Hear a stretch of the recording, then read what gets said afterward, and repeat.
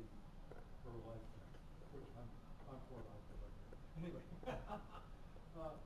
the Arizona law that just passed, okay, since back in Reagan time when they did their amnesty back there, Congress made a promise that they would secure it.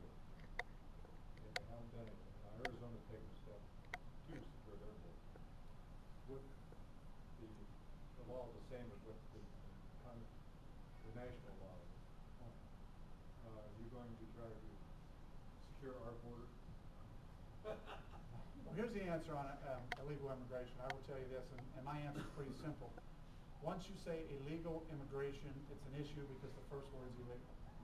So with that in mind, how do we fix that? Well, I got to tell you, we need to strengthen our borders, but we also got to just follow the rules that we already have. We have a tremendous amount of rules and regulations, and that's why I say life experiences give me a one step ahead of any other candidate. I took over the management of golf course several years back. We did an analysis of all the employees. We made them sign all I-9 forms. Pretty simple form. Maybe none of you know what it is, but an I-9 form is how you tell whether someone's an illegal alien or not. We had 5 people that didn't fill out the forms. Right away, we knew there was a problem. The penalties for having those 5 people employed were close to $28,000. The next day, we eliminated that employment for those 5 people. That's how simple it was. Now, why did I do it? Because the regulations were there, and I'm always a believer in the regulations, so I made sure that happened. The penalties have to be stiff enough that if we catch anybody doing that with illegal aliens, they need to be able to pay those penalties. You set a few people who have to make those kind of penalty payments, we won't have that much illegal aliens. So, to answer your question is that's how we eliminate it. Let's just enforce the laws we already have. Let's not put any more laws on the books. Government's got enough laws. They're already infringing on us more than they should be. We are privileged to live in the most wonderful country in the world. All of us here. We have freedom. In 1884, the oath, if you will take, if you get there, says, I do solemnly swear and affirm that I will support and defend the Constitution of the United States against all enemies, foreign and domestic, that I will bear true faith and allegiance to the same, that I take this obligation freely without any mental reservation or purpose of evasion, and I will well and faithfully discharge the duties of the office in which I am about to enter. So help me God. They do that.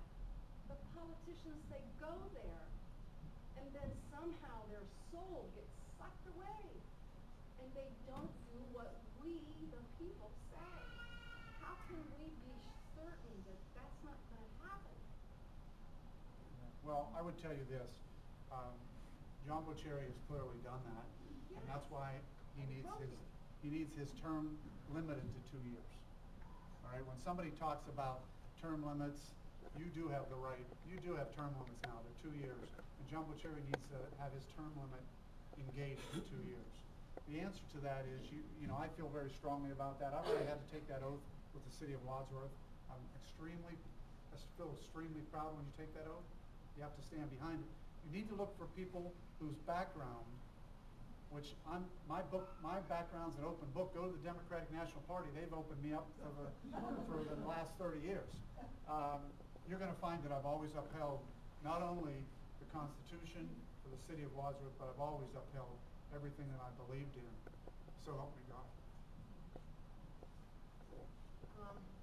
I have to say that I'm very upset about. I have 7 mailings that the Ohio Republican Party sent out for you, only for you, paid by the Ohio Republican Party. My understanding is it's cost $30,000 for each one of these mailings. We in the primary are not to endorse anybody.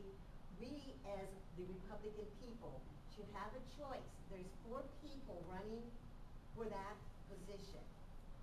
The Republican Party has endorsed one person, which is the first time they've ever done that. I've talked to Jim Snell personally, and he told me, this has really turned me off. Well, let me explain something, because what you said is totally improper.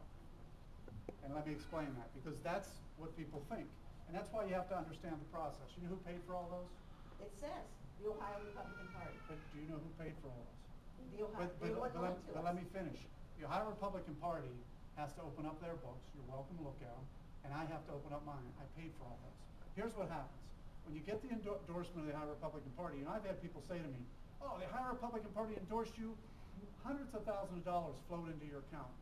Look at my account. Nothing flowed into my account. Here's what happens with that, and it's a good thing that for you to understand. It's a good thing for everybody to understand. The Ohio Republican Party endorsed me through a process called a Section 11. And that is when all of the congressional congressmen get together and say, this is the congressional candidate we believe we should support. All right? Doesn't mean that they've taken your vote away from you. Once that happens, the only thing I get as a candidate is postage at 7 cents less than anybody else. That's it. I paid for those. Now, when you use the Ohio Republican Party's postage meter, it has to say paid for by the Ohio Republican Party because that's law. But that's not who paid for those. Believe me, I've paid over $300,000 for all of that literature. I've raised it. I put the money in. I'm proud of it. And again, that's how you got all those. So when people stand up and say, the Ohio Republican Party gave Jim Renacci all this money, it's not true. But that's all open book. It's all an open book. So when you learn the process, which is what I tell everybody to do, because I didn't know the process either 6 months ago. When you learn the process, you'll find that there are certain things you have to do to get endorsements. Just like the Ohio Right to Life. You have to fill out certain forms. There's only 2 candidates that did that. If the other candidates wanted the Ohio Right, the Ohio Republican Party endorsement, they had to do the exact same thing that I did. Do you know how many did? 0. I was the only one that did it. So don't, what really frustrates me is all the work I've done over the last 8 months, you should be appreciative of and not condemned for the hard work I did, because that's how hard I'm going to work for you when I get to Congress. But that's the truth. Well, I just, yeah. I know. Seven mailings is an awful lot of mailings. Actually, there were 11. I paid for all I mean, of them. I haven't got to 7. There were 11. Well, but that's okay. There were 11. I paid for 11 mailings, because here's what it is. People didn't know who Jim Renacci was. You have to learn who Jim Renacci was. And, I'm sorry? We had sure found out. And that's the way you do it. I mean, you would have never, how do you, here's a great question for you. I can meet 50 people a day since August 23rd. And I do that until November of next year. How many people do you think I've met? And 50 people a day is pretty hard. You gotta admit, I mean, meeting 50 people a day is tough. That's 10,000 people.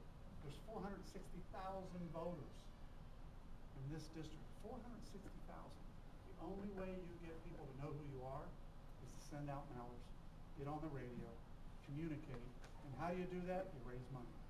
But I can tell you, there's not one Republican Party. You know, I was endorsed by the Wayne County Republican Party. I was endorsed by the Medina County Republican Party. There are reasons for those endorsements, but none of them flowed money into my campaign.